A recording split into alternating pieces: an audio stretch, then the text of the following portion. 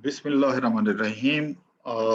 In this video lecture, we will be discussing factorial ANCOVA, and our major focus will be uh, the investigation of heteroskedasticity while you are estimating factorial ANCOVA.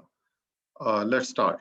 So factorial ANCOVA, you know how to, we are using actually the credit card SPSS file. And here, since we are selecting dependent variable spending, credit card as independent variable, and our next independent variable, which is also considered as a moderating variable, it is gender, and our covariate is number of items. So this is how we are choosing the model after the estimation of with the estimation of the model, since our focus is to investigate the sources of heteroskedasticity, whether there is heteroskedasticity or not. So there are multiple ways to detect the heteroskedasticity, or the reason, or to investigate the reason as to why the Levene's statistic value is the null hypothesis of Levene test is rejected. So null hypothesis, why Levene test, why the null hypothesis of Levene test is rejected, why the variances are not the same. When I say variances, it means the variances of spending against each type of card. So there are 5 types of cards. So variance of expenditures for each card, when we compare and they are significantly different from each other, then there is heteroskedasticity. So how to do it? So in order to see the heteroskedasticity, if you want to investigate the heteroskedasticity, then you need to click this button, and you need to save y hat and the z value of mu, the z distribution or standardized value of the mu hat, or the stochastic variable, and then continue. And if you want to see the other things as usual, for example, model, since you want to see the moderating effect of gender, therefore gender is being multiplied by each independent variable. One of them is continuous item, for example, continuous variable, and the other is categorical. For example, card is categorical. So this is put as a interaction in terms of interaction. So we continue, and then we estimate, and our results are here. This is how we get the results. But in this discussion, our concern is not these results. Our concern is to see the heteroskedasticity, to investigate the source of heteroskedasticity. What is the source of heteroskedasticity?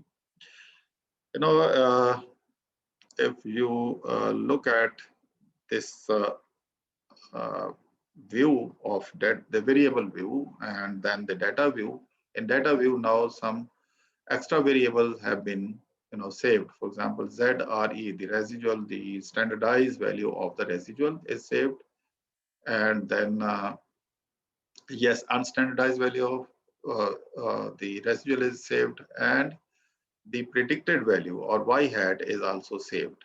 So these values we will be using for the purpose of investigating heteroskedasticity.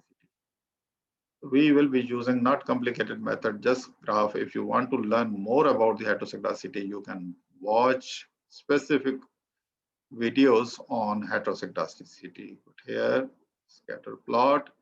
So first time, simple, define, and then we reset it, and we have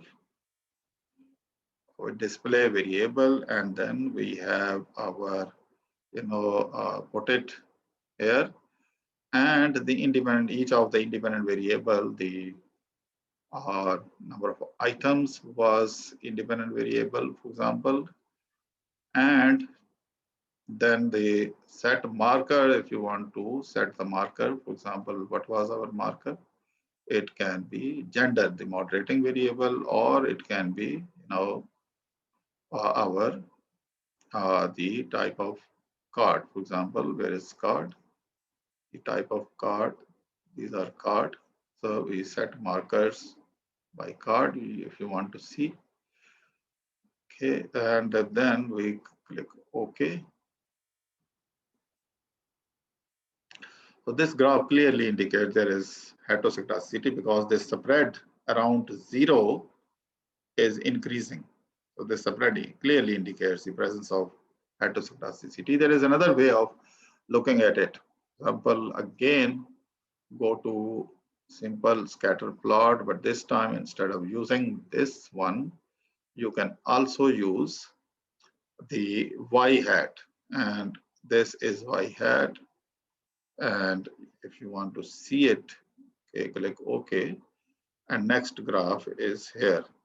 Again, you see it is increasing. So this rising trend of relationship between the predicted value of spending and the number of items, it goes on increasing. So though the figure, because of the color, it is, but you can see it is increasing.